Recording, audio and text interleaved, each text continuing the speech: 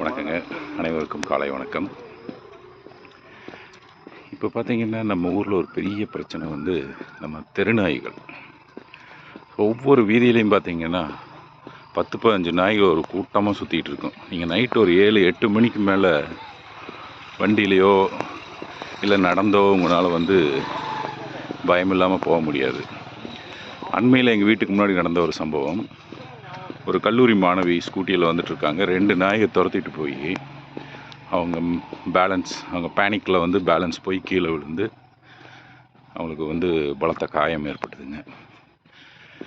நீங்கள் பார்த்தீங்கன்னா தமிழ்நாட்டில் வந்து கிட்டத்தட்ட ஒரு புள்ளிவிவரப்படி 400 பேர் என்னமோ இறக்குறாங்கன்னு நினைக்கிறேன், வருஷத்துக்கோ மாதத்துக்கான்னு தெரில, வெறிநாய் கடிகளுக்காக. ஆனால் நம்ம ஆட்சியாளர்கள் வந்து இதோட சீரியஸ்னஸ் வந்து புரிஞ்சுக்கிறாங்களான்னு தெரியலைங்க.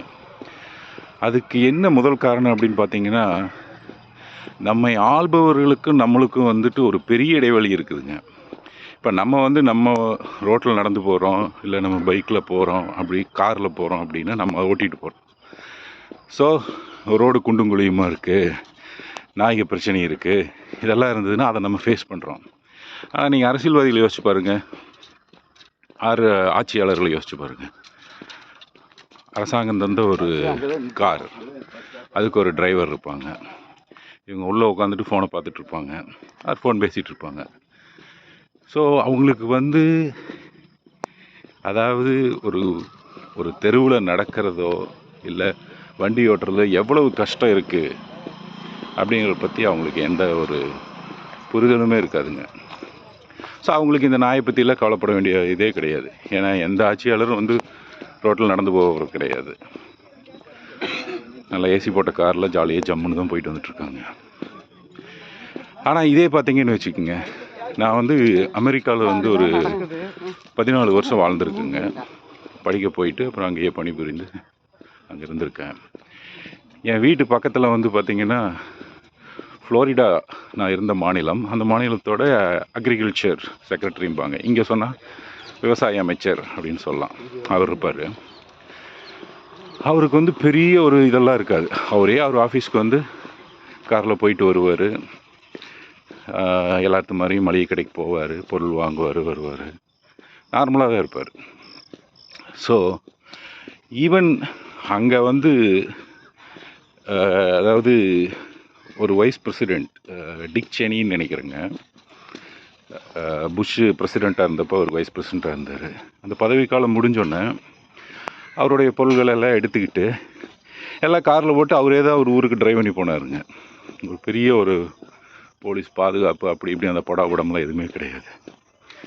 நான் எதுக்கு சொல்ல வரேன்னா, அரசியல்வாதிகள், அதிகாரிகள், ஆட்சியாளர்கள் அவங்களும் வந்து நம்மளை மாதிரி ஒரு நார்மல் வாழ்க்கை வாழ்கிறப்ப தான் நம்மளை மாதிரி நார்மல் மக்கள் படுற கஷ்டங்கள் புரியுங்க.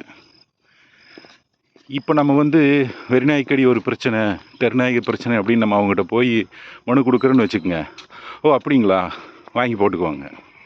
ஏன்னா அதோட கான்சிக்வன்சஸ் வந்து அவங்க ஃபேஸ் பண்ணுறதே கிடையாது. நம்ம தான் அதை ஃபேஸ் பண்ணிகிட்டு இருக்கோம் டெய்லி. ஸோ இந்த டிஸ்கனெக்ட், அதாவது பொதுமக்களாகிய நம்மளுக்கும் நம்மளை ஆட்சி புரிபவர்களுக்கும் உள்ள இந்த டிஸ்கனெக்ட் வந்து குறையணுங்க. அதுதான் ரொம்ப முக்கியம். அப்போ தான் பார்த்திங்கன்னா நம்மளுடைய பொது கட்டமைப்பாகட்டும், காமன் இன்ஃப்ராஸ்ட்ரக்சர், சானிடேஷன் எல்லாமே இம்ப்ரூவ் ஆகுங்க.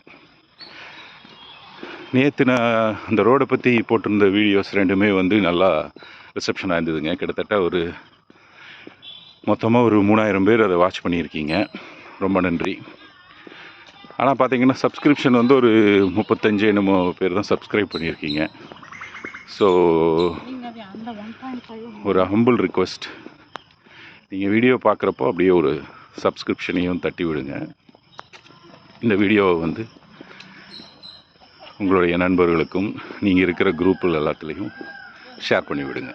ரொம்ப நன்றி.